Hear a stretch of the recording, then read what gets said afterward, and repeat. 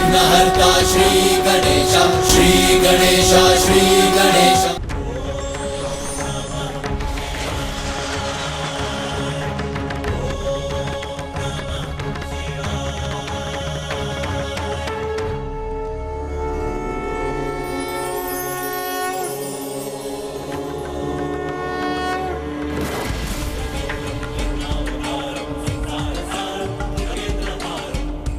प्रणाम ब्राह्मण देवता। कल्याण कल्याण कल्याण। बताइए हम आपकी किस प्रकार से सहायता कर सकती हैं?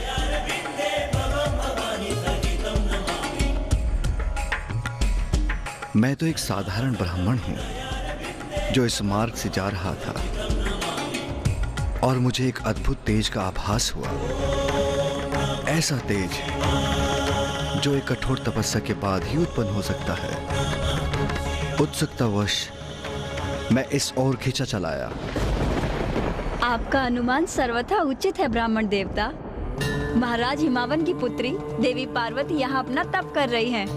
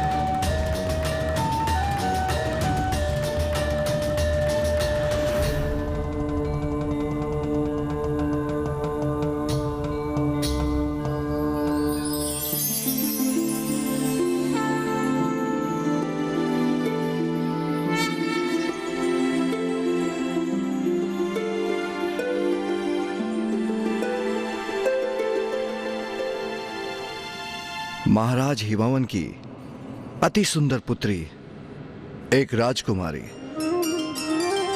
इतनी युवावस्था में इस वन में कठोर तपस्या कर रही है। भला क्यों? आपके पिताश्री तो अत्यंत संपन्न है, धनवान है, हिमालय पर्वत के राजा हैं। आपकी सभी इच्छाओं को क्षण भर में पूर्ण कर सकते हैं।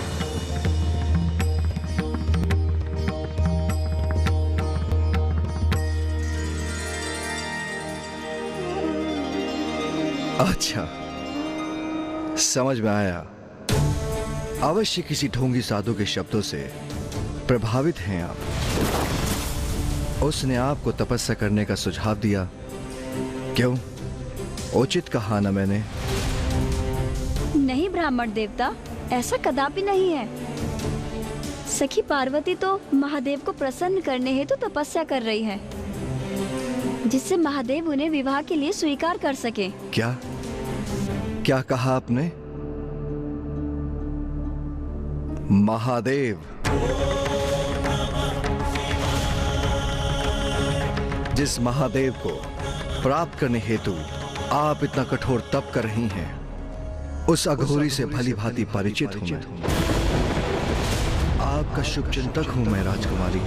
कदाचित स्वयं ईश्वर ने मुझे इस मार्ग पर भेज दिया, जिससे आपके समान निष्कपट भोली राजकुमारी को सावधान करा सकूं। उन महादेव से विवाह करना चाहती हैं आप, जिन्हें विवाह का अर्थ भी ज्ञात नहीं। आपका जन्म संभ्रांत वंश में हुआ। आपके पिता महाराज, आपकी माता महारानी है, किंतु महादेव का जन्म कब, कहां, कैसे हुआ, ये तो आज तक कहीं प्रकट ही नहीं हुआ। एक भिक्षु मात्र है वो स्वयं भोजन नहीं करते, तो अन्य किसी को क्या भोजन देंगे? उनके द्वारा एकत्र की भिक्षा उस कपाल में जो अपने साथ लिए फिरते हैं। अरे आप ठहरी राजकुमारी, आभूषण आपका 16 श्रृंगार है, किंतु वो आभूषण के नाम पे आपको क्या दे सकते हैं? अपने कंठ का सर्प आपकी मांग सिंदूर के स्थान पर भस्म से सुशोभित करेंगे और राजभवन के स्थान पर आपको कठोर शिलाओं और गुफा वाले कैलाश पर भी रखेंगे। और तो और कभी भूल से उनका तीसरा नेत्र खुल गया तो आपको भस्म भी कर देंगे।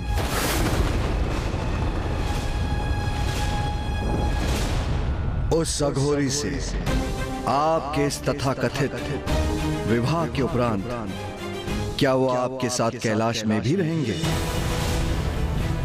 अथवा आपको ही उनके साथ शमशानवासी बनना होगा?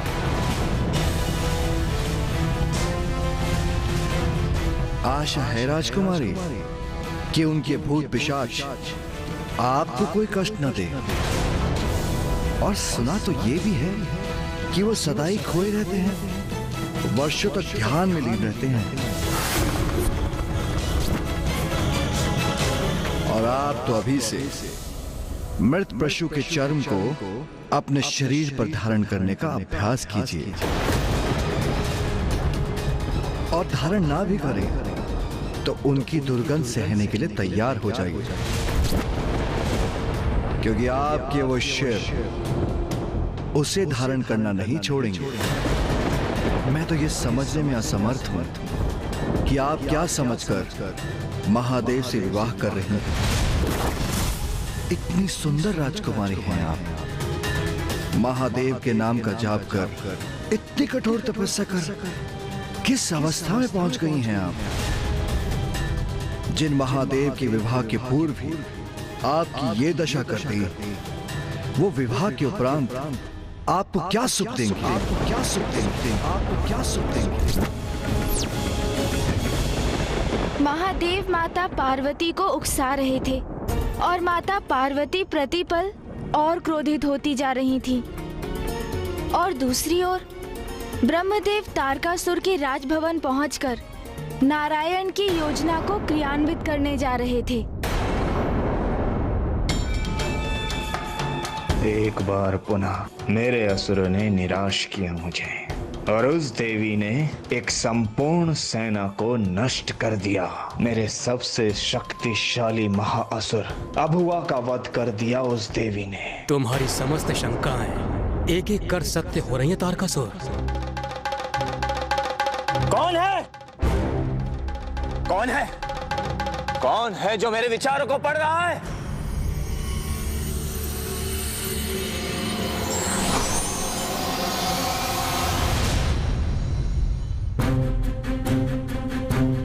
प्रणाम ब्रह्मदेव।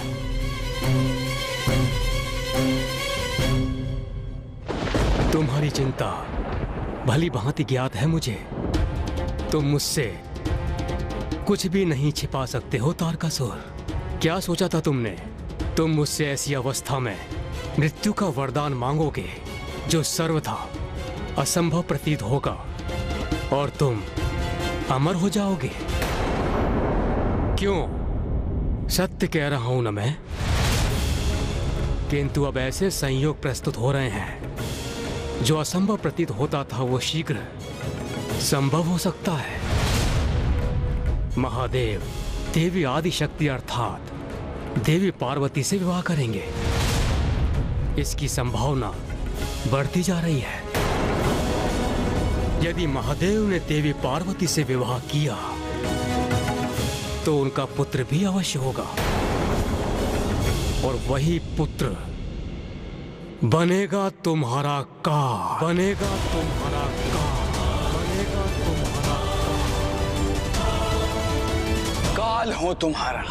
शीघ्र जन्म लेकर तुम्हारा वध करूंगा मैं। किंतु मैं अपने सबसे बड़े और महान भक्त के साथ ऐसा कदापि नहीं होने दूंगा। इसलिए इस बार मैंने हस्तक्षेप करने का निर्णय लिया है।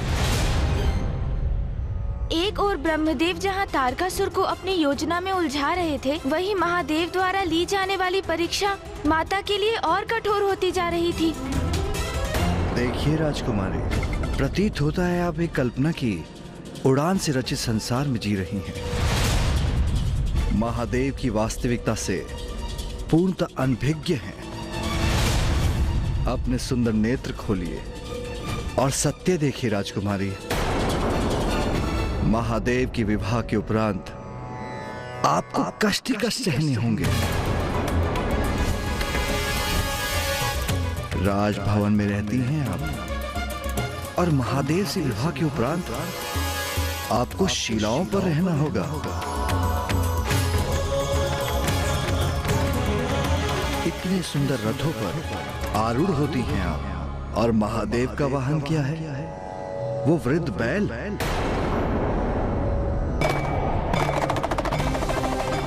आपका और उनका कोई मेल नहीं।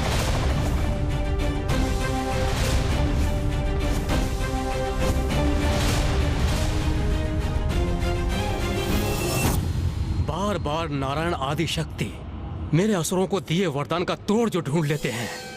इस बार तुम्हारे माध्यम से मैं प्रमाणित करना चाहता हूं कि मैं उनसे कहीं अधिक श्रेष्ठ हूं। मैं तुम्हारी सहायता करूंगा तारकासुर।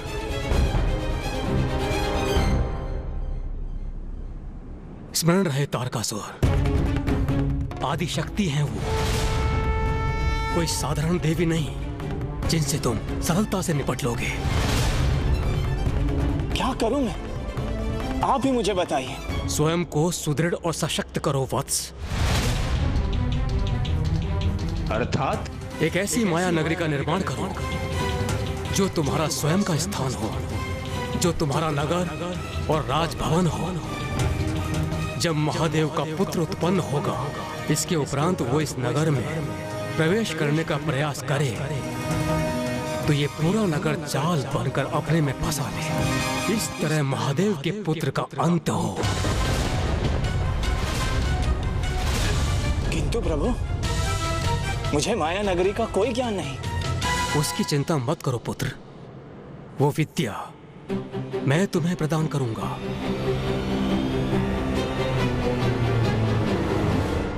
कोटि कोटि धन्यवाद प्रभु आपका।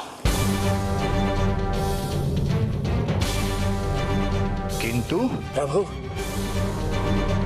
यदि मैं अपनी माया नगरी चला गया तो फिर स्वर्ग का क्या होगा? स्वर्ग लौटा दो देवताओं को, स्वर्ग लौटा दो देवताओं को, स्वर्ग लौटा दो देवताओं को। प्रतीत होता है तारकासुर मेरी योजना के भंवर में फंस चुका है, और उन्हें आदेश दो कि तुम्हारे अधीन रहकर स्वर्ग का कार्यभार संभालें।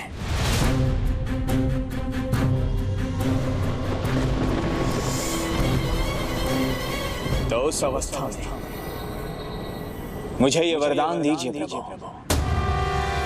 कि मैं अपनी कल्पना से बढ़कर उस नगर का निर्माण कर सकूं जहां मेरा ही विधान स्थापित हो, और जब तक मैं वहां स्थित रहूं संपूर्ण त्रिलोक मेरे अधीन रहे।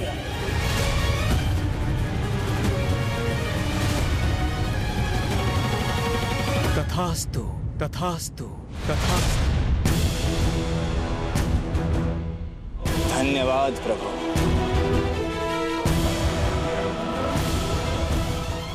तारकासुर ने अब तक जो आतंक उत्पन्न किया था वो पर्याप्त नहीं था। जो ब्रह्मदेव ने उसे एक और वरदान प्रदान कर दिया।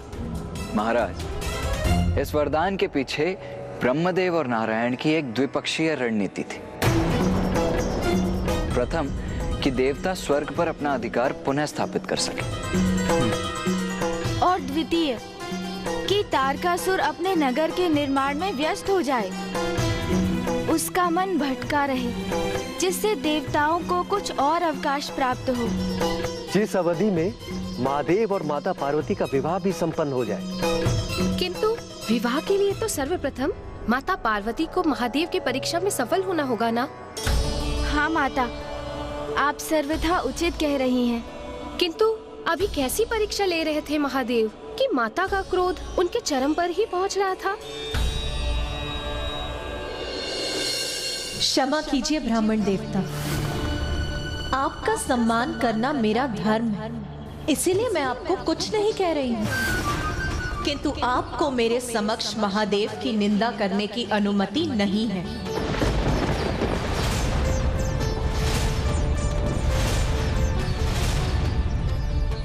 ओह, समझा। महादेव ही आपके क्रोध का कारण है। किंतु ये तो होना ही था, क्योंकि क्या कल्पना की थी और क्या सत्य प्रस्तुत हुआ। इतनी कठोर तपस्या व्यर्थ हो गई आपकी। किंतु आप चिंता मत करें राजकुमारी, अच्छे मन से किया गया कर्म कभी व्यर्थ नहीं जाता। महादेव नहीं तो मैं आपके समक्ष।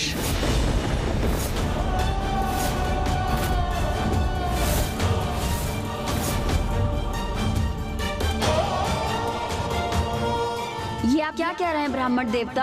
आपका कथन सर्वथा अनुचित है। अनुचित क्यों? मैं तो सर्वथा उचित कह रहा हूं।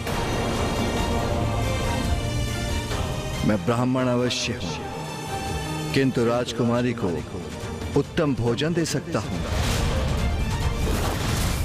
और मैं राजकुमारी को उत्तम भवन का निवास भी दे सकता हूं और आभूषण भी प्रस्तुत कर सकता हूं और समाज में प्रतिष्ठा भी प्रदान करा सकता हूं। और ये सब आपको वो अघोरी नहीं दे सकता राजकुमारी। इसलिए महादेव का विचार त्याग कर मुझसे विवाह कीजिए।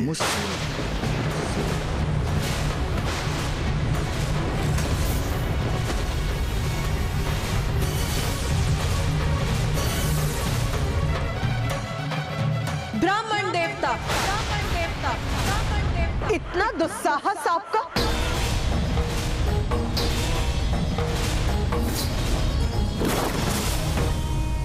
क्रोध त्यागिए सुंदरी और स्वीकार कीजिए मुझसे मेरे विवाह का प्रस्ताव। मुझसे भेंट होना तो सौभाग्य था आपका, अन्यथा महादेव से विवाह करके अनेकों कष्ट सहने पड़ते आपको।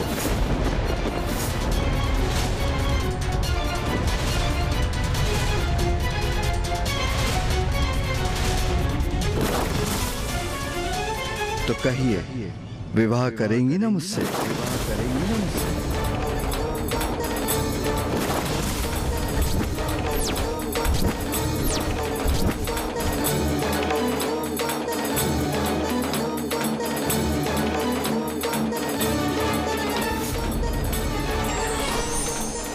महादेव, इन ब्राह्मण देवता को शांत कराइए स्वामी।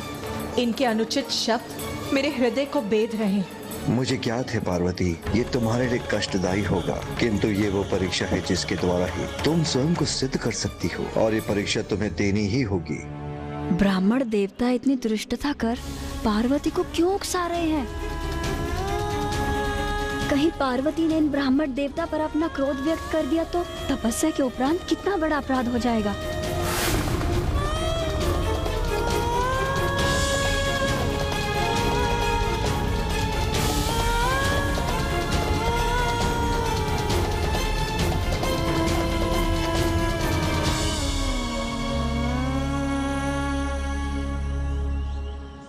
मुख फेरने से क्या होगा राजकुमारी?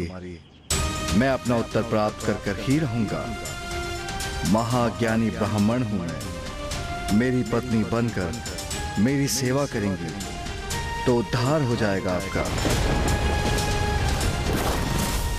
पार्वती अपने क्रोध पर नियंत्रण कर रही हैं और ये ब्राह्मण देवता अपने शब्दों से उनकी क्रोध अग्नि में घृत डालने का कार्य कर रहे हैं।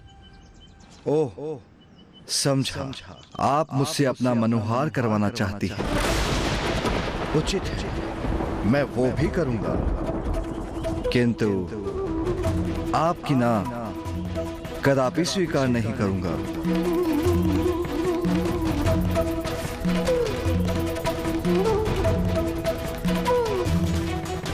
मैंने अपार सहनशीलता का परिचय दिया है, किंतु ऐसे अनुचित शब्द कब तक सहूंगी मैं?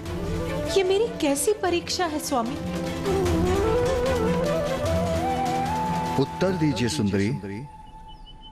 व्यक्तित्व भी अत्यंत आकर्षक है मेरा।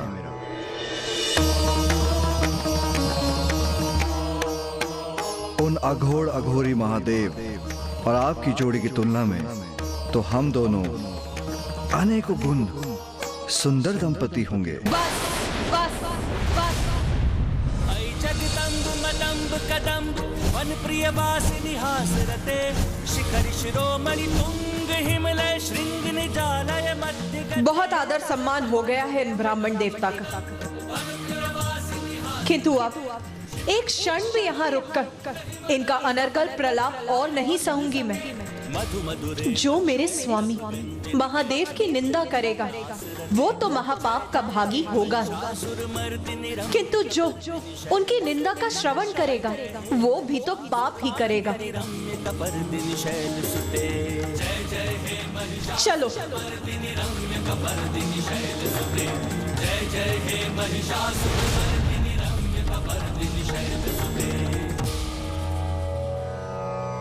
महादेव की परीक्षा ने तो माता को अत्यंत कुपित कर दिया और अब वो महादेव से दूर जा रही है। अब क्या होगा?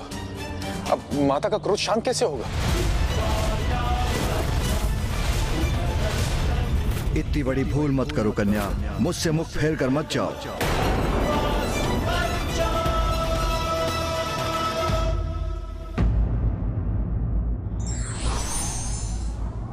पूर्ण समर्पण और आस्था ही किसी भी भक्त को उसके भगवान के निकट ला सकता है। For more updates, subscribe to our channel, click the show links and enjoy watching the videos.